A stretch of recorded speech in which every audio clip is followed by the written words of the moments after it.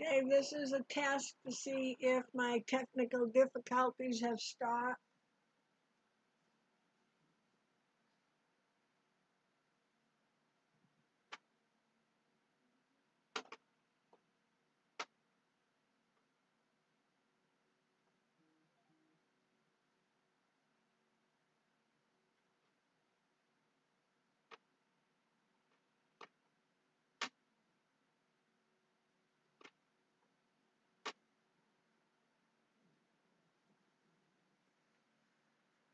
So right now this is a test, I do believe. And I'm going to say something here.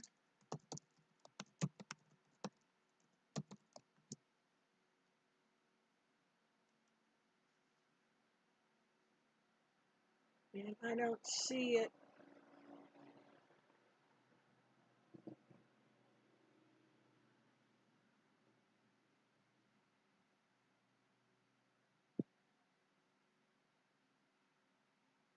I have a live chat on the right.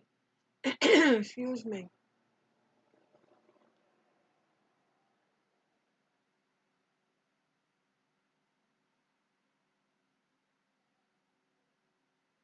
But I'm not seeing it on.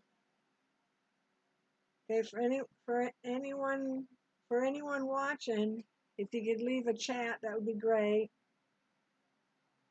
Otherwise, I don't think it's working. It says it is.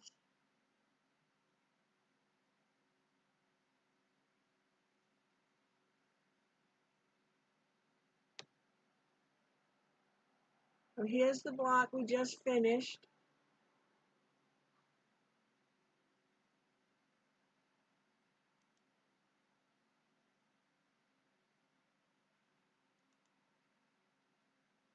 I'm not seeing it come up on my YouTube channel.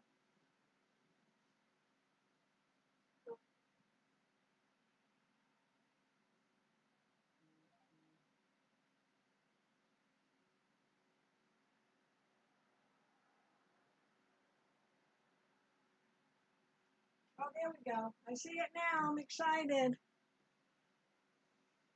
So any of you ladies are still left from class that we just finished, if you can leave a chat that you're there, I'll finish it. I'll finish up the class.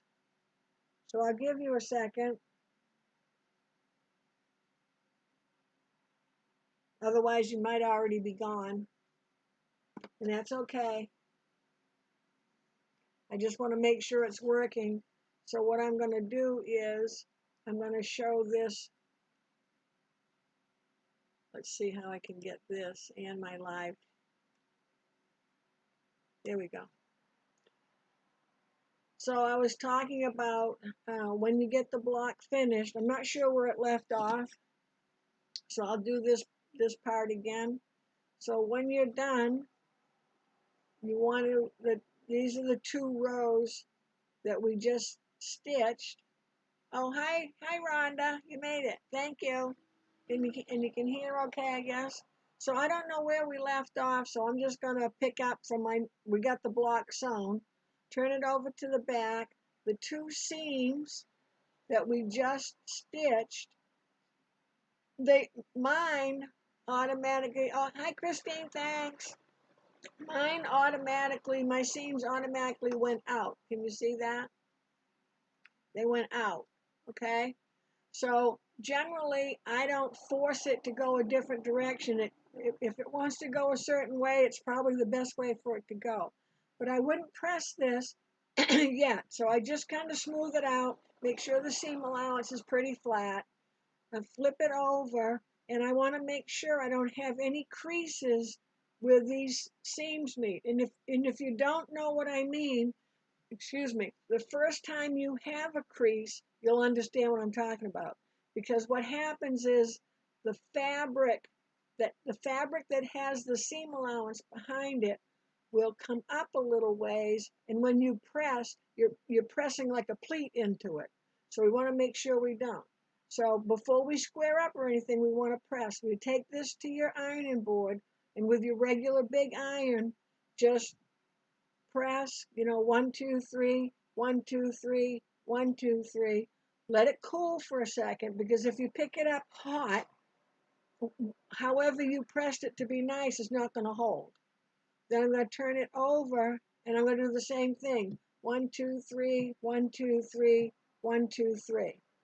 And then let it just sit there until it cools off. Then you're going to look at it, and it should measure 6.5 in each direction. Now I have mine, and I'm going to use this side for my example. I think you can probably see how it comes out a little bit right there. Because let's face it, we don't all sew straight. So, let that go. But because we have these points, we want to make sure if we have to sliver trim some off, and let me pick this side. What we want to pay attention to, I do with my little pointing tool. Here we go. What we want to pay attention to is how much distance there is from the end, the point of this gold fabric, right here where it ends, and how much we have left of the background fabric. It should be roughly 1/4 of an inch. So if my block's a little big and I need to take a sliver off, because here I have more than 1/4 inch there. So I can easily sliver trim this, and it won't hurt the block any. I don't have to take an even amount off on each side. I need to make sure that if I can, I want to have 1/4 of an inch from the point of this star to the top of my background fabric. That way, when I sew the sashing or another block to this and I sew a 1/4 inch seam, I'm not cutting off the point of my star. It'll happen. It's going to happen that you don't have perfect points every time. But when you're trimming this, because I have this little bit extra here, so if my block was more than 6.5, and it shouldn't be off by much, but if it's a little more than 6.5 across this way, I don't need to take a little off here and a little off here. This point here is good. I've got 1/4 inch. I don't want to touch that. Hopefully I can get whatever I need to sliver trim off of this side, because I've got more than 1/4 of an inch of seam allowance there. And the seam allowance is from the point of the star to the edge of the fabric, which that 1/4 inch is really all background fabric. So hopefully that makes sense to you. But don't trim until you've pressed it good and let it cool off. Don't pick it up while it's hot and start moving around, because all your nice pressing will just go to waste. So when you press something, press and just leave it and let it cool down. So that was I don't know if that's how much you missed in the excuse me, in the first part, and I'll try to add this on. I'm going to leave this on YouTube, the second half, and I put a little note on it. It was the end of the block one, because this is block one. But I'll try to at some point maybe weld them together.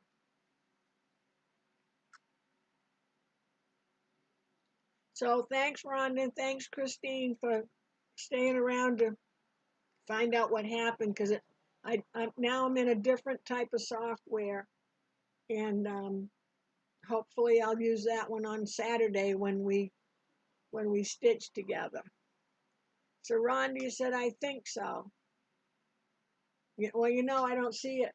So you'll know when I talk, there's like probably a 15-second delay before you hear it. So sometimes when you answer me, I'm not sure anymore what we were talking about. That's on me. That's not on you.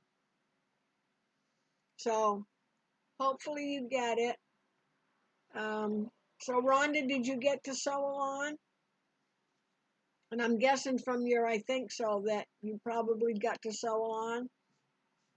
And Christine, hopefully your cutting went well and everything went fine.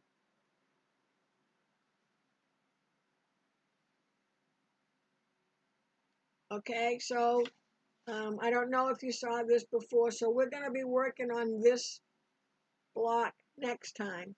So this one was a little plain. So now look, we're going to do 3 colors. Now, if you want to do 2 colors, that's fine. If you want to do these all different colors, that's fine too.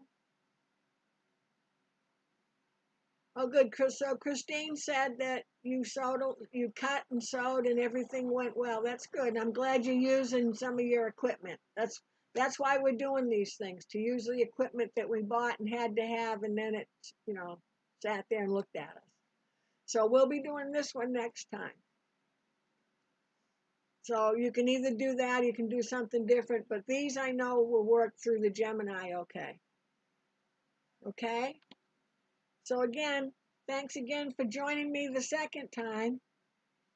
And some of you, I guess, I'll see all of you on Saturday, 1 p.m. And remember, tomorrow, on my Facebook page, Miss Loreens Schoolhouse Facebook page, tomorrow morning, I think it posts at 8 a.m., will be a picture of the placemat and what you need for fabrics and so forth. And it's a pretty easy placemat. And I forgot to put on there that whenever we're quilting, you're going to need your walking foot. And you really need it for this one because it's a bigger project than our pot holder. We're going to be quilting very similar to the pot holder, so you don't have to get nervous about us doing something different. So we're just making like a pot holder size or a placemat size pot holder. So good night to everyone that's watching, and I'll see you Saturday at 1 p.m. Thank you.